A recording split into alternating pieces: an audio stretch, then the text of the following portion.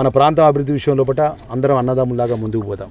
మరి ఈ ప్రాంత శాసనసభ్యుడిగా ఏదైతే శుభ్రత ఈరోజు చేసినారో అంత గొప్పగా చేసినారో రేపటి నుంచి కూడా ఒక్కొక్కరు ఒక్కొక్క ఆర్గనైజేషన్ ఈరోజు మా మీడియా మిత్రులు ప్రాంతమంతా శుభ్రత ఉండే విధంగా శ్రమదానం చేయాలని చెప్పి పిలుపునిస్తూ మరి దానిలో భాగంగా ప్రభుత్వం తరఫున ఇప్పుడే కమిషనర్ గారు చెప్పినాను ఒక జాలి ఏర్పాటు చేయాలని ఇక్కడ పెద్ద పెద్ద ఏదైతే బట్టలు వేయకుండా కుండీలు ఏర్పాటు చేసి ఆ కుండీలో బట్టలు వేసే విధంగా ఇక్కడ అనౌన్స్మెంట్ ప్రత్యేకమైన అనౌన్స్మెంట్ ఇప్పుడు ఎస్పీ గారితో మాట్లాడితే డిఎస్పీ గారు చెప్పడం జరిగింది. ఒక సెక్యూరిటీ హోంగార్డ్ను ఇక్కడ అరేంజ్ చేసి ఎప్పటికప్పుడు ఇక్కడ స్నానం చేసుకొని ఆ దేవుడు మొక్కులు ముట్ట చెప్పుకొని వారికి సంబంధించిన బట్టలు ఏదైతే మా ఉన్నాయో ఆ బట్టలు వేయాలనుకుంటే ఒక ప్రత్యేకమైన స్థలం ఏర్పాటు చేస్తే దాంట్లో వేసే విధంగా, ఎందుకంటే గోదావరిలో బట్టలు వేడుకుంటూ ఉండాలి.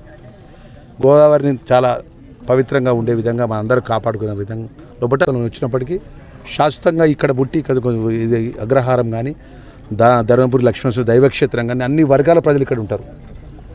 అన్ని వర్గాల ప్రజలకు ఆ నరసింహస్వామి చల్లగా చూసి ఆ నరసింహస్వామి చల్లగా గొప్పగా ఆశీర్వదించింది కాబట్టి మరి ఈ ప్రాంతానికి సంబంధించిన మనందరం గొప్పగా ఉన్నాం.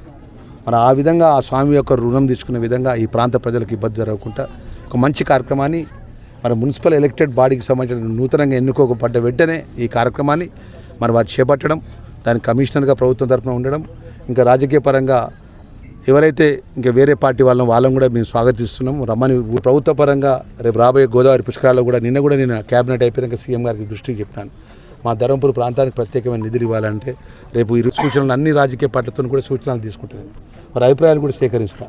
అన్ని వర్గాల ప్రజలు కూడా అభిప్రాయాలు సేకరించి శాశ్వతంగా కోట్లాది రూపాయల యొక్క నిధులు తీసుకొచ్చి ఈ ప్రాంతం గోదావరి పుష్కరాలు విని విధంగా అభివృద్ధి చేసే విధంగా ఈ ప్రాంత ప్రజల యొక్క భాగస్వాములు, అదేవిధంగా ఇక్కడ ఉన్నటువంటి వేద పండితులు, బ్రాహ్మణ అగ్రల్లుండి కూడా ఇంకా రాబోయే రోజుల్లో కూడా ఇక్కడ ప్రాంతం అంతా కూడా పార్టీలకు ఖచ్చితంగా కూడా ఈ గోదావరి పవిత్రను కాపాడుతున్నారు. ఇక్కడ పార్టీలు అనేది ముఖ్యం కాదు, ఇక్కడ ఉన్నటువంటి గోదావరి యొక్క ఏదైతే శుభ్రత ముఖ్యమో